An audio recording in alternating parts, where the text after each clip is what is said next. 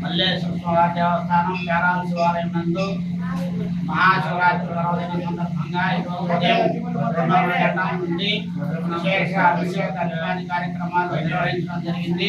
అలాగే మధ్యాహ్నం త్రికాల అభిషేక కార్యక్రమంలో భాగంగా మధ్యాహ్నం 12 గంటలకి రాత్రి 12 గంటలకి 108 కేజీల భస్మాభిషేకం కార్యక్రమం నిర్వహించడం జరుగుతుంది.